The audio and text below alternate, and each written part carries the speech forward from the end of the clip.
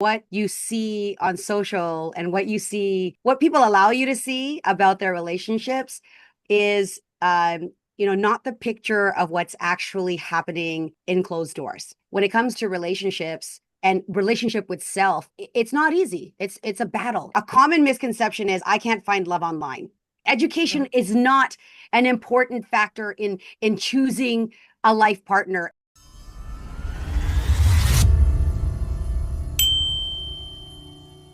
Hey everyone, and welcome to another episode of Ask the Experts podcast.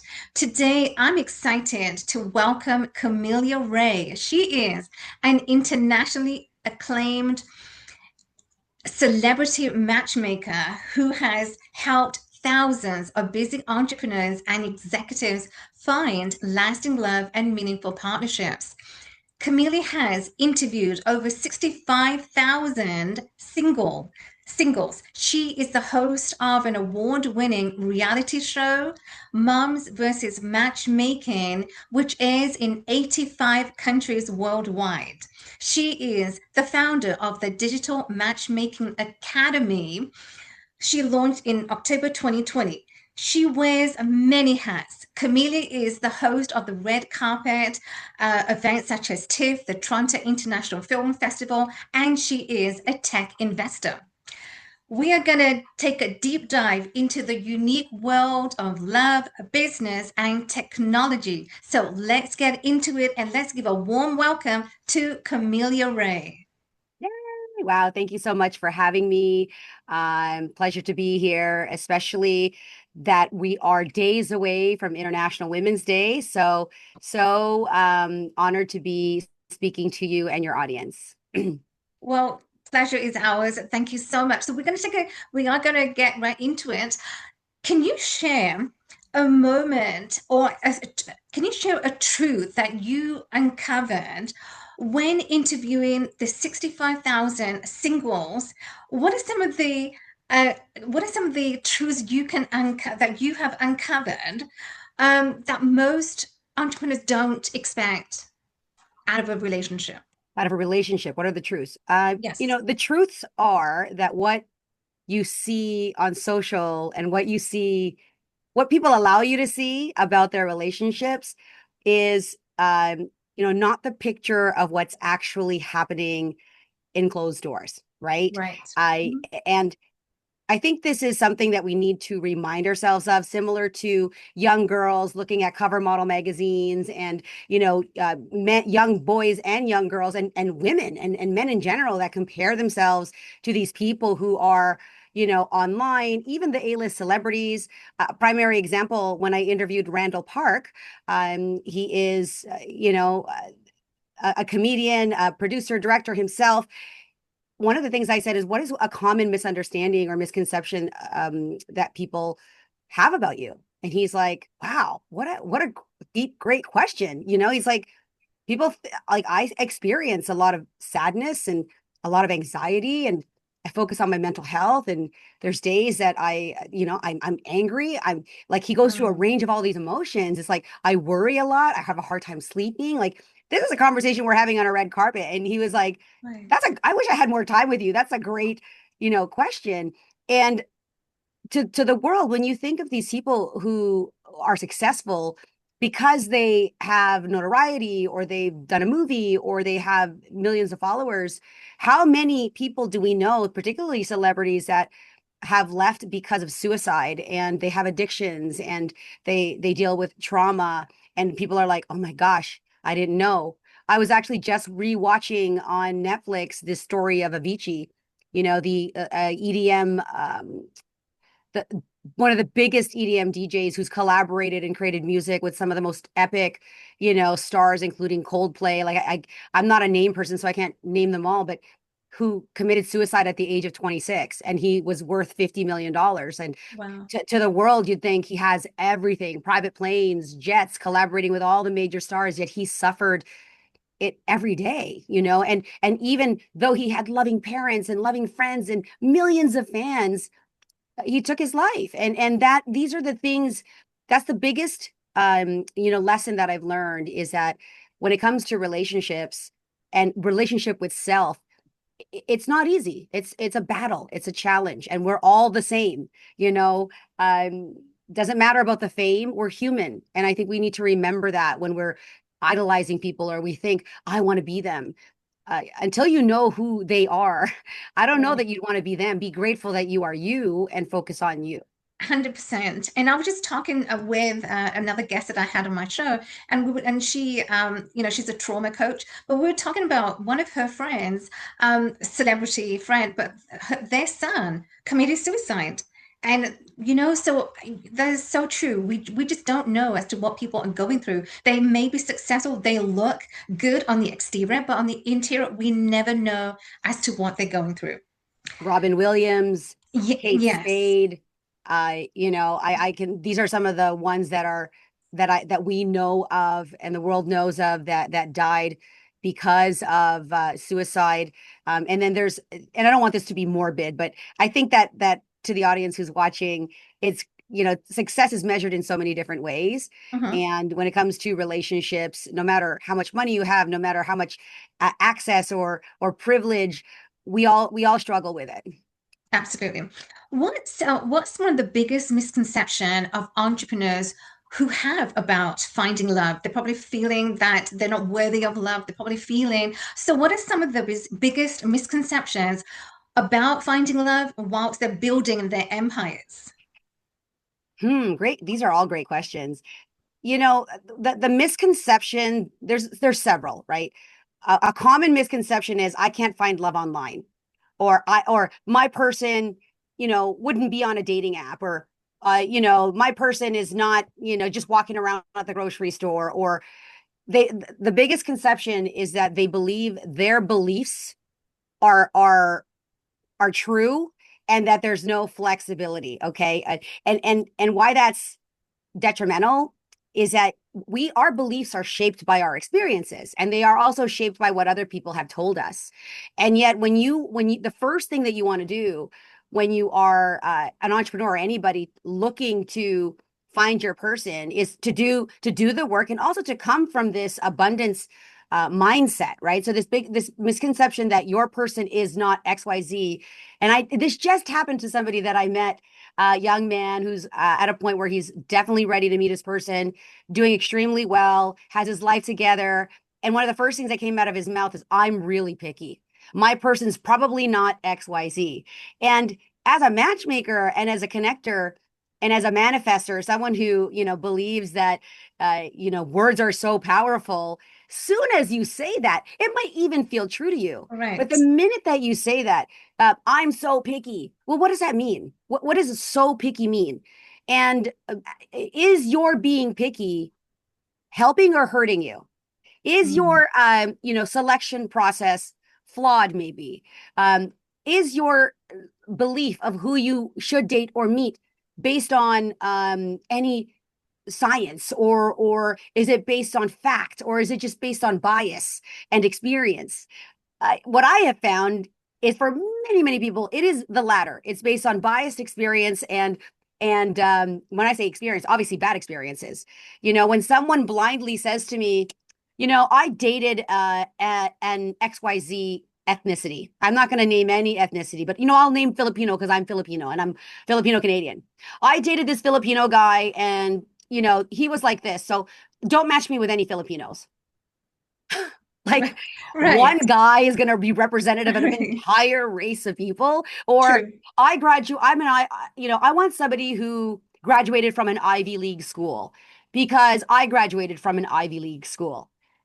And realistically, do you know that in Hmm. a survey, over a 35-year long-term study of over 350 couples, that we're measuring happiness over the length of 35 years, none of them gave a crap about education. Education is not an important factor in choosing a life partner. And therefore, by saying you want somebody with Ivy League education, that's a preference. It is not a Right. requirement, nor does it matter when it comes to finding the right partner. It's just a belief system. So I would say that the biggest misconception is that your belief system and your idea of who you think you're matched with may not be accurate.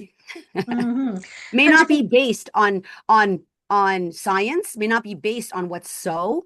It may be based on your bias and on your personal experience, which, in the scope of the world and the lay of the land is not a lot. For a lot of people, their experience is based on two or three primary relationships, a long-term marriage that imploded, or they're just starting out, they don't have any dating experience.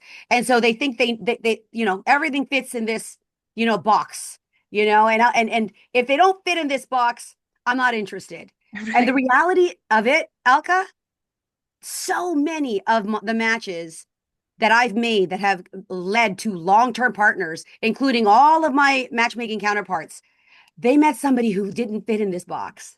The person Mhm. that they are married to right now was not the person they said they wanted or described, because you don't know who that person is until you've done the actual work. You've been educated, you've worked with a professional, you know what it is. I'm not going to pretend I know how to give heart surgery, not my line of work, right? Not my expertise. I will let the heart surgeon do that. But most people's degree in life and in dating and communication like came from walking up to somebody and getting rejected. And therefore, that rejection had a long lasting impact. And now they're not going to ask anybody out again. They're going to wait until somebody asks them out. That's my long winded answer. No, no, thank you for sharing, highlighting that point. But I can totally relate to that because I used to be in that situation. So I can relate. I was very biased. I was in that box. No, I wanted, so as an example, I wanted a doctor. I wanted, XYZ. I wanted a professional. Then I realized very quickly when I didn't meet those criteria, I had to bring myself down. And I think that's what we need to do. I had to bring my expectation down that, look, if I'm going to find somebody, I got to Mhm. meet Here's halfway. here's a different reframe, because and what you're saying, I'm not invalidating what you're saying. I think that what you're saying is accurate and it's true. But a different way to reframe that would be, I need to open up my criteria, right? I Right. need to expand, like I need to test whether or not my criteria is too limiting. So by opening it up, it gives you more opportunity. For example, a lot of people date based on geography. I live in the GTA, therefore only match me with people in the GTA. Right. Oh my God, there's a world of people out there. A lot of people that got married, they met in Turks and Caicos, they met on a trip to Mexico, they met at Disneyland. Like some people won't date somebody because I live in Etobicoke and this person lives in Caledon or Brampton. Oh no, my person would never live in Brampton. So it's Right. crazy to me Uh-huh. how limiting it Mhm. is. And so to your point, I hear a lot of strong, successful women like yourself likely are thinking, you know what, I better date down because what you're really saying is, I need to open up my parameters for what I'm looking for. I need to be more open minded, Mhm. because here's the thing, when you think to yourself you're dating down, or you're going to, um, you know, be less picky, so to speak, less picky is even a better context than dating down. Then when you're meeting that person, it's almost like at a subconscious level, you're thinking they're not on par with where you are. Right. So you probably came to the realization, like a lot of women or men that are single, and thinking, wow, this box isn't helping. Like I can't, there's something about this box that isn't working for me. If I date in this box, then I'm going to be single forever. So Right. let me open up that box rather Mhm. than I'll throw the box away and two legs, two arms, and a heartbeat. Like, does that make sense? Absolutely, that makes sense. Thank you so much for sharing, light on that because it is so true. Um, because we have to sometimes, that's what we got to do. We have to find Women someone. You say, let can't me stay lower single my your whole life. standards. Men say, I'm going to lower my standards. No, you're going to focus on the values. You're Yeah. not lowering anything. You are going to focus on the things that matter when it comes to finding a partner, because your Mhm. values matter more than his education. The way that you want to raise children, the way that you feel about money or finance or health matters more than how much, like, even if a man is earning, say, six figures and you want somebody in who makes seven figures, that six-figure man with the right partner could be a 10-figure earner, an eight, a nine-figure earner, right?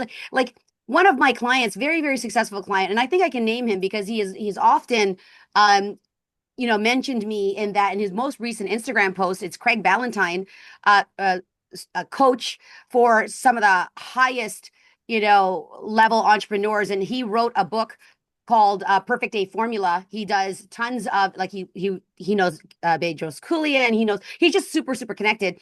And his last post was like the most important choice you make is the person you marry. And that's also Sheryl Sandberg, I believe, the former COO of Facebook, had once said the most important career choice you make is the person you marry. So there are a lot of entrepreneurs who are in partnered relationships that will say, this was the most challenging, the difficult decision and the most important decision, because who you're with, who you sleep with, who you have fun with, who you bounce ideas off of, that person that you're, in bed with, literally, is the one that's going to have the greatest impact to your decision making, to your happiness, to your mood, to your health, and healthy couples and happy couples scientifically and by data show that they live longer, than those who are single. And loneliness, they said they discovered in the pandemic, was the number one killer over disease. Because guess what happens when people are lonely?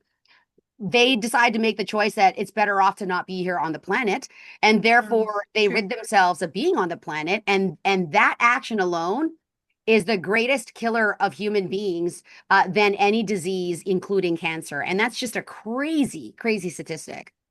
Wow. Unbelievable, but so true. Mm-hmm. What's the most memorable moment, Camilla, that you've experienced as a host, a producer, of an international reality dating show that, that is memorable to you? Can you share with us? A memorable experience. One of the most memorable, the meeting with Randall Park, or my interview with Randall Park, was one of the memorable ones because I was able to ask a very deep question. And Mhm. the reason part of that is I was working with a personality coach. Shout out to Neil Mason, and we created a brand, the PPA evaluation. So it's personology, psychology, and astrology, right? But it's not just based on astrology. It's like the day that you're born. So I kind of asked questions that I knew he would share, a deep answer to. Mhm. So being able to talk to Randall and then to discover and to validate that, yes, he does, like me, like an Aries, we worry, we deal with anxiety, we deal with overworking, lack of sleep. So that was a cool moment to experience with him. And he had just finished one of the Marvel movies that he was part of. So it's like, oh my God, yay, Randall Park. Another memorable moment for me is when I was I think it was TIFF 2022. It could be TIFF Right. 2023, Mhm. but I believe the movie is called Butcher's Crossing, and it was an opportunity where I'd interviewed Nicolas Cage, and Nicolas Cage, for me, Alka, was one of the actors that I have been watching on screen since like in the 80s and the 90s. One of my favorite Christmas movies of all time is The Family Man. And Mhm. so The Family Man, I watch every year at least twice with my family or by myself because I just love that story. Right. And so when you're at TIFF, uh, you're from Toronto too, right, Alka? Yes, Yeah. absolutely. So Yes. so Mhm. when you're at TIFF, not only do you have to apply to be part of the red carpet team and the production team, but also you have to apply to interview on the red carpet. You select the movies you want to interview, and then the press team comes back to you. You don't know, you could apply for it, but you don't know if you're going to get that carpet, right? Right. So Uh-huh. you apply for it the next day, and I saw Butcher's Crossing. I'm like, oh my God, we have to apply for that. We have to apply for that because I've always wanted to meet him.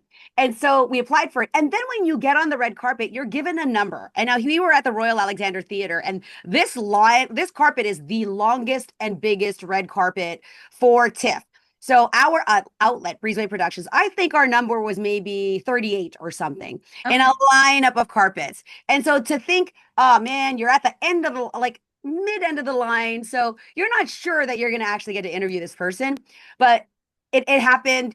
I got to interview him. I wasn't nervous at all. I had already prepped for the questions that I was going to ask, and Mhm. my producer was saying, "Oh my God, Carmelia, as soon as he came up to you, he like stood up and he had the power stance, and he was very like Nicolas Cage, and he said he saw his mood and body like literally change because I was a lady." He was interviewing a man and then a man beside me. But when it came to me, he like presented and he peacocked, not because he was attracted to me. That's just him being a man, right? And I didn't notice any of those things. So my producer was kind of laughing, going, "You really had him on his toes, right?" And so that was another memorable moment because I got to, I was like, not that I wasn't struck, But when you see a celebrity face to face, Hmm. they're not all the glitz and glamour that you think. And dude's human. He looked kind of tired to me. He's older now, so he's not the Nicolas Cage, the young guy Right. that I saw, on the camera. But is he uber talented? Was it a cool experience? 100%. But when you get face to face with someone, they're human beings, right? And so, because my producer was like, "Oh my God, I thought you'd freak out," and not, and I'm like, "No, it was cool." So that's another moment that I remembered on the red carpet. Exactly. I do have to ask though, because I'm very curious. As a lot of the journalists, as yourself, producer, and you're on the ET or interview on the red carpet events. Do you get starstruck because you're interviewing celebrities? Do you Um, often get starstruck? Oh no, I get excited. you get I excited. get Okay. excited. I was excited by J Lo, but she Yes. blew by the red carpet. There are a lot of here's the thing. I'm a movie person. I love movies. I'm Mm. horrible at names. Like if I was to play trivia, movie trivia, Alka, don't pick me, okay? Because I'm like, oh my God, Heath Ledger.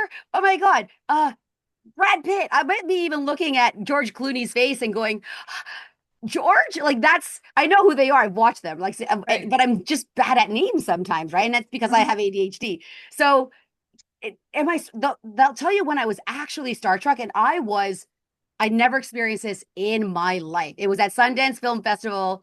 I'm pretty sure it was 2023, my first time at Sundance, and Anne Hathaway was walking down the aisle. Anne Hathaway is tall. Okay, I'm only 5'3". She was wearing all black. I forget the movie, but I'll show you the clip later on, Alka. Any of the interviews that you want that I mentioned that you want to see, I can send it to you. Your team can watch it because I'm really remembering that moment. And she's going down the aisle, and so when she came to me, I swear to you, now thank goodness for editing because it wasn't live. It Right. was probably the only time in my life as an interviewer of 65,000 people that I was like, and she's Oh a no. woman. I didn't have that experience at all with Nicolas Cage, but when she was there, I think I literally did this. I, I had to think, and she was so graceful. She's towering over me, and she's just waiting for me to like the question. And so 30 seconds of like, even if it was 15 seconds, for me, it felt like 20 minutes that Right. I was like, doing that. And finally I said, so what was it? I forget the question, but I'm like, what was this experience like? It was a pretty thoughtful one. So I think in my head at the moment, I was just, and that's something that often happens when you are not present. And I think I was just trying to like remember what I had to say and say it right and not screw up. And that's not how I normally operate. Usually I run out of I'm fueled with curiosity and I'm present and I'm there. But it was that one moment that I'm like, ugh. So that's the only time that I was Star Trek, and she was so graceful. And I think I have the actual original, but it wasn't long. It really, really wasn't long, but she was so amazing and so super nice. And the longer that she sat there, so graceful, so poised, and just looking down at me, I was just like, Dear Lord God, help me get this thought together, please. And then I spit it out of my mouth. And yeah, I got over it, but I'm sure my face was red. I was tongue twisted.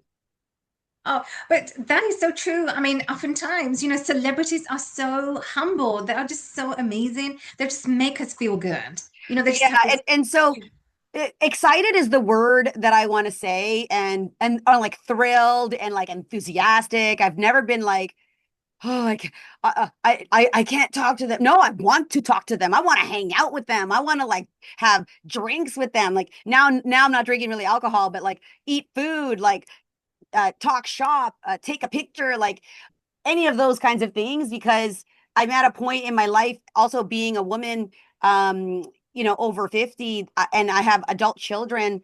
Like I've lived a full life. I know myself. I feel very present and confident, and know that humans are humans. I've had the privilege of being around I was just with a billionaire, to be frank. Yesterday, I was at the Paramount Pictures opening premiere of The Pink Pill, Right. starring Cindy Eckert, and was the founder of the first female sexual desire drug, which is equivalent to female Viagra, they call it.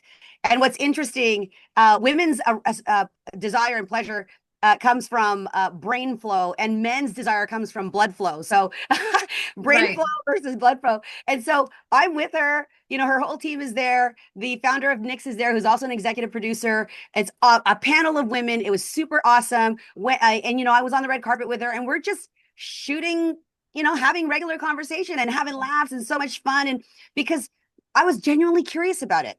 You know, a tip to your audience who wants to be on a red carpet or do interviews or get in front of other people, it has to start first come from the point that you deserve to be there. If I'm thinking that I don't deserve to be there, or that I'm not good enough to talk to her, or I have any kind of insecurity, number one, that's just going to come out in your body language. It's just going to come out in your overall aura. But I'm ready. And hi. Oh, Carmelia wants to talk to you. I made friends. I made friends, and I've already been friends with the publicist at Paramount Pictures. But I shout out to Christina, who's always inviting me, because I guess because I'm a red carpet host, I'm on that list to be invited to things. And so I had the opportunity at the after party to hang out with Christina, and I made it a point. I'm like, you know what, this woman and a young lady, she's in her 30s, she's super awesome and she's so talented. And I spent some time to get to know her and acknowledge her for like the things that she did and for always being so nice to me. That's another thing. When you get opportunities, some people take that opportunity and never take the time to thank the people that are giving them that opportunity, or take the time to truly get to know them and build that relationship. You know, I could have just gone there, ate the free food, and never said anything to her and not make a point to actually go find her. I'm Right. like, I need to meet you. I got to make it a point to go find her. I don't have to buy her a drink because the drinks are free, but what else can I do? You know? Right. But I just got to know her. And in getting to know her and more of her story, we obviously talked about relationships and how she met her partner. And I shared about me. I didn't talk about the movie at all. Sometimes, you know, the best investment you can make in partners and in people is to get to know them on a personal level. Of course, if they're willing. And in order for them to do that, you have to present as a person that can be trusted. And so, Mhm. whatever that looks like, whatever that feels like, it's not meant to be as a strategy. And I'm not saying this to you to try to manipulate or how do I get here or there.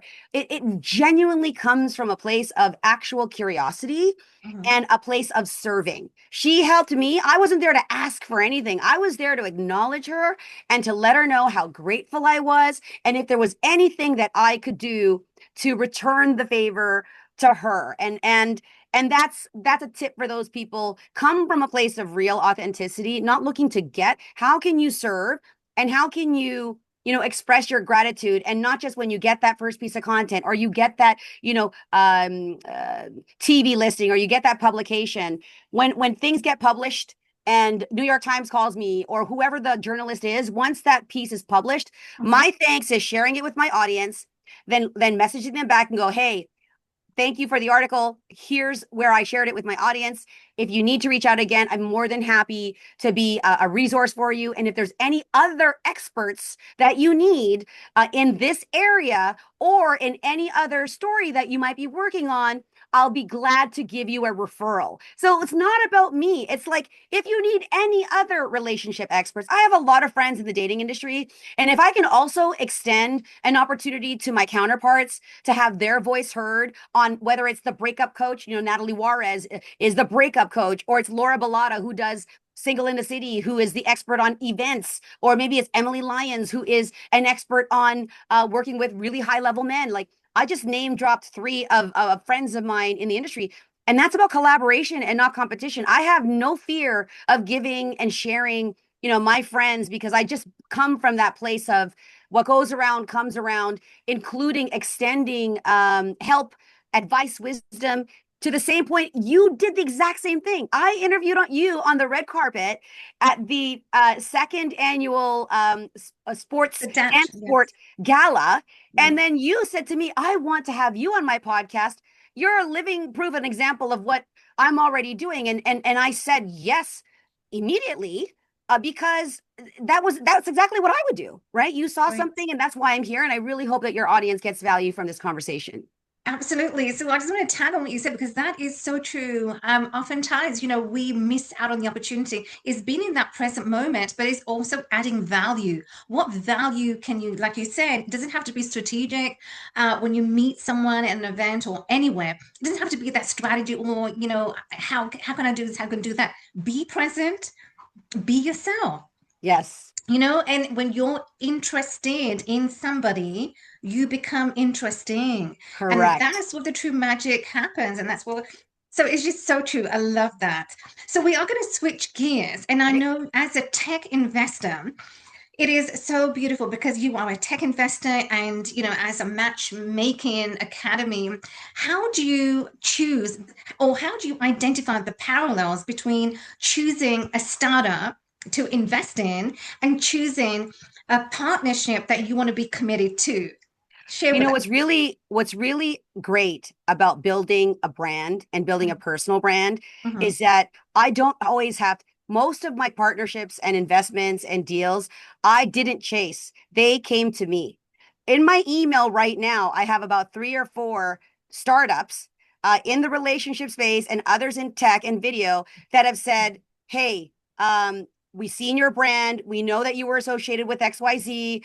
We know that you're the expert in human connection. We know that you're an expert in relationship dynamics.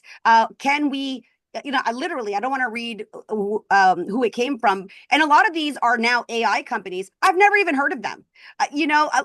Dating apps. I was invited in 2016 to the head office at Match.com in Dallas. They Wow. picked 18 of the top at that time of the world's best dating coaches, and they flew us all in to go to Dallas for a day to meet and Wow. collaborate and to pick our brains. And they were starting a web series where they were picking experts to teach Match.com users about the platform and to also organize events. So I was one of the chosen ones that went there, and I thought that was a massive privilege. So how did that happen? Well, I built a brand. I had a website. I was vocal on social media. And by the way, guys, you don't have to be insecure about your social media. When I started and I had 3,000 followers on Instagram, I started getting press and I started getting media and to come and talk about dating because one journalist saw one article or saw my video. It doesn't matter that you're speaking to the masses. You just have to speak to the right person. So Right. if you're saying something and you have knowledge to share and you're saying it in a way that's going to be helpful, a lot of times my inbox is, "Hey, I really liked what you wrote about, coffee dates. Hey, I really liked what you shared about, entrepreneurs who struggle with dating long distance," or whatever the case was, right? So if you're talking about your expertise and you're sharing it on Mhm. social platforms, that's how you are going to attract, press and media and people to your brand. Now, and I'll admit, because again, and here's a flaw that I have. I have ADHD. So sometimes I go down a rabbit hole and I'm like, I forget the question. Did I answer the question? Yes, you did. So, as a tech investor, how do you Tech find the investor. Okay, yeah. So how do I pick them? They pick me. They picked me. And so I get the opportunity to say yes or no. And other times I have, and that's not actually very true because the company One Click that I was researching, I actually asked somebody, I'm looking for a tech platform that will take my long form content and make it into bite-sized content and write blogs and this and that. And so my professional cinematographer friend said, "Oh, I have a friend who just started a startup. His name is Nathan, and this is the company." So I emailed them and I tried the platform. I actually tried the platform, and then I got an inbox. "Hey, we see that you're on our new platform. We'd love your feedback. Let us know what you think." And then I'm like, "I love this. This is insane. I haven't slept in 2 days because I have been using the best. Like I wish I had this 2 years ago." And right. that led to me being part of that team when I was part of Instant Chemistry, which was a DNA match compatibility company, because 40% of attraction is based in your genes. You could do a saliva test with your partner, have it run through the genetics, and there's a score in terms of compatibility in all these different key areas. Wow. That happened because they saw my profile and they came to me and said, "We need, like, we have all the science, but we don't have an expert in the dating and matchmaking space. to back what we're saying. Can you be one of our advisors? And so I was an advisor and I had equity partner. Same with Wisdom. Wisdom was a social audio app. It was acquired by another company, but at the time during the pandemic, I was using it all the time. So if you are a user of a product, this is a perfect time for anybody who's interested in being on the foreground of technology to start using those products. Most of those products will have an affiliate partnership or a partnership program or a marketing company or a CEO. If you want to be part of that, Right. you want to use it, advocate for it, and you got to be a real believer. I didn't get involved in companies that I just was looking to make money. I partnered with companies and brands that I actually really love.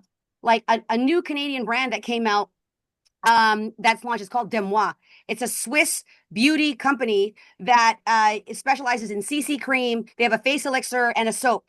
And Demi, which is the founder of Demois Beauty, which has been around for 15 years, she lives in Switzerland.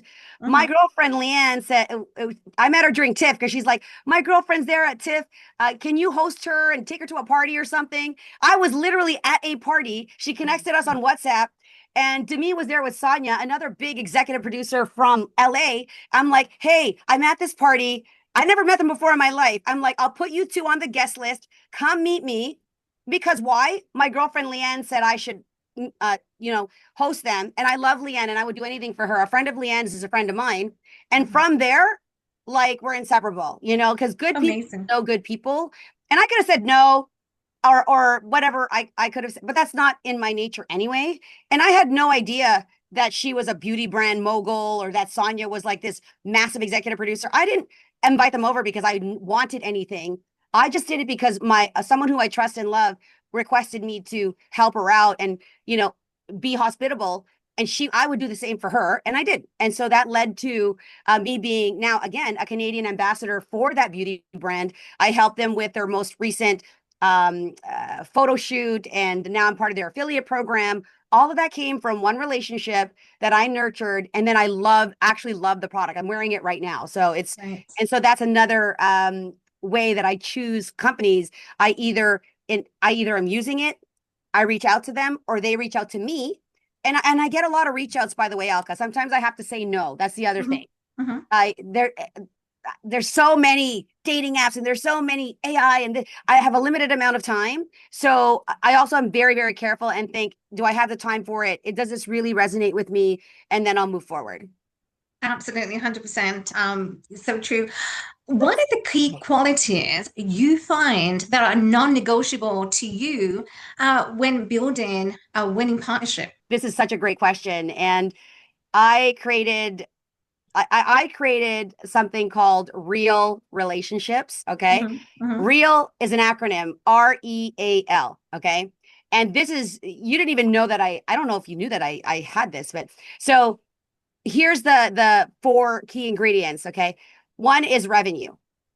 Can I see myself? This is business. If I'm going to go into partnership with someone, where are we going to make money? Can I see the opportunity to actually generate revenue? Mm-hmm. Next, equity, right? When I'm thinking about equity, if I'm going to enter this partnership, what is the equity stake? What equity do they already have? What equity do I bring, right? So that equity is also there in business because those are things you negotiate. Sometimes when a lot of startups, they don't have money or they have limited funding. So they're going to ask you for an expertise or a certain amount of investment as well. And then you've got to measure your time and effort for the equity in exchange for that. Okay. So revenue, equity. A is alignment. Okay. And access. If you're going to go into partnership with this person, are you aligned, first of all, in your values, in their corporate culture, in the CEO, in who their other hires are? Because until you know the team, you might get along great with the founder, but you might not get along great with the team, right? So when you enter a partnership, you have to know the entire environment, right? The other thing is, aside from alignment, is the access. Sometimes you get into partnership with someone because the access to that person or their world or that industry. You might be I've worked in dating and matchmaking. How did I, as a matchmaker, get on the red carpet? How did I, as a matchmaker, become a podcast host for a Bitcoin company or for a real estate agency or whatever? Because that's access for me in a new industry. And when I'm a matchmaker looking to find entrepreneurs, I don't care what industry they work in. So it makes Mhm. sense for me to Mhm. find partnerships where access is also a significant value for me, right? Right. And then Mhm. last, the L for business is leverage. Okay. Leverage.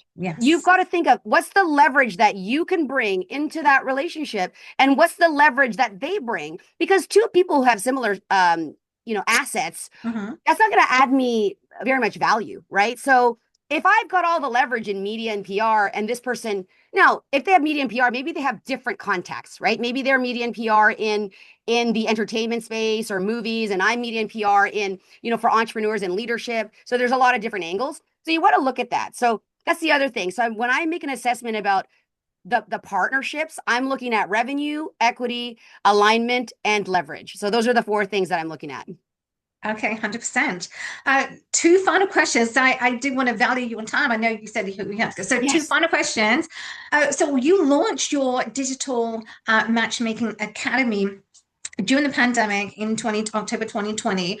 What were some of the challenges that you faced at that time? Were there any challenges that you can share with us? Well, yes. At the time, the person who I chose to partner with is dating coach Hunt Deathridge.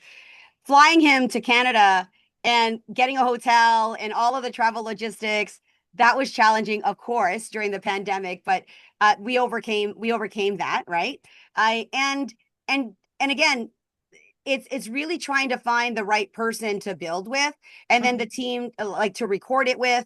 And because it's video, it's a video course as well as a one-on-one training course, figuring out the logistics, who's going to deliver which part of the program. So that's it. But when I've been in the space for as long as I've been, and I have created really strong relationships, and I really understand the people that I'm working with and what their specific forte is, it makes it so much easier when you've done your homework, you've done your Mhm. research, you know your strengths and you know your weaknesses. So if I already know that as someone with ADHD, I needed a strong organizational partner, right? I needed a strong business developer. Like, even though I'm a business developer for my own things, I need someone to keep me on track. When Right. I'm working Yeah. with a client, I keep my clients on track, but I need to be on track for my own stuff. So Yeah.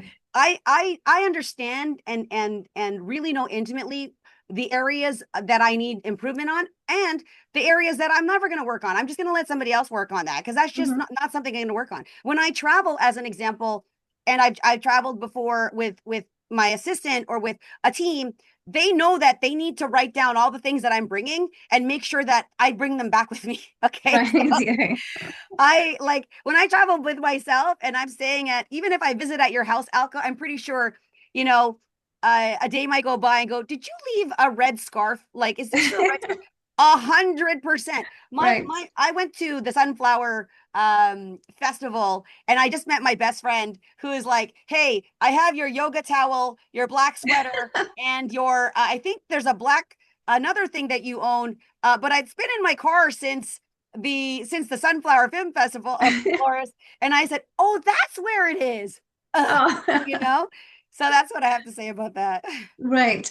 Well, tell me about technology. I mean, technology is always advancing, and there are so many apps out there, dating apps. There are so many. Where do you see the revolutionary of, dating? Is it becoming more difficult in your experience? How do you see the revolutionary of dating in the next 5 to 10 years? Well, already what's happening right now, even in my own process, is I have my own AI agent. Her name is Anna.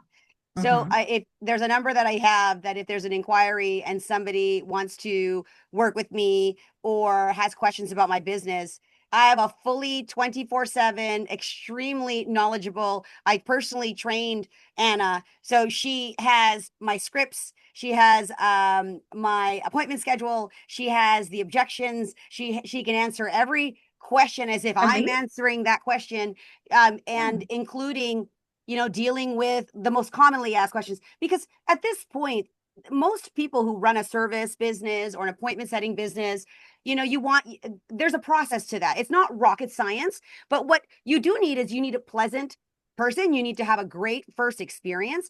Hmm. And I'm finding that more and more AI agents that I'm talking to, you cannot tell the difference between if I'm talking, it's so advanced nowadays, Alka. Right. Now, the Mhm. other ones are like, I can press one if you have, like, those ones, I'm not talking about that. I'm talking as if you are speaking to me and I have Q&A. As soon as the call is made and there's a name collected, a phone number, I'm getting a text immediately. I can listen to that call. I can know the dropping point. It is so technically advanced. So if you're not already thinking about using an AI agent in your business. In fact, when I went to Web Summit in Vancouver in the early part of the year, and I'm listening to the CEO of HubSpot or Sprout Social, one of those, on stage saying that in their organizational chart, they have names for their AI agents that are managing full marketing departments, and Wow. they have their own manager, a human manager that is managing the workflow of their AI agent, and the output is as Wow. if they have a full-time person beside them. I'm using Claude, Perplexity, ChatGPT of all the different levels, Notebook LM. Like, there are just so many AI tools that make my every day and my every minute and my every planning so effortless, and it allows me to really focus on what I do best, which is being in front of people and doing this while the agents take care of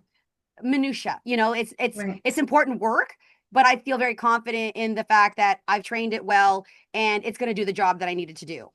Exactly, 100%. I mean, I don't know where we will be without AI, but it just makes life so much easier and So much faster. easier. Camelia, this has been such a powerful conversation. Thank you so much for taking up your time. Where can people find you? Where can we support you best? Oh my gosh, thank you for the question, Alka. They can find me on LinkedIn, of course, Mhm. and intentionally when I built my brand, I took every at Carmelia Ray possible. So it's at Carmelia Ray on Instagram, YouTube, LinkedIn, Twitter. So I think I'm the only one with that name. So you can DM me on whatever platform that you want. My email is carmelia@carmeliaray.com. And again, it's also LinkedIn or email. That's the best way to reach me. Okay, Thank you so amazing. much. Amazing. No, thank you. Thank you so much for each and every one for joining us today for this amazing, incredible conversation with Carmelia Ray, who is redefining how entrepreneurs and executives find love and meaningful partnerships. If you want to learn more, connect with Carmelia on the digital matchmaking academy, but also tune in to her reality award-winning reality show Mom versus Matchmaking, which airs in 85 countries worldwide. If you've enjoyed this powerful conversation, please subscribe, leave us a review, and we will see you on the next episode of As the Experts podcast. Bye for now. Thank you, Camelia.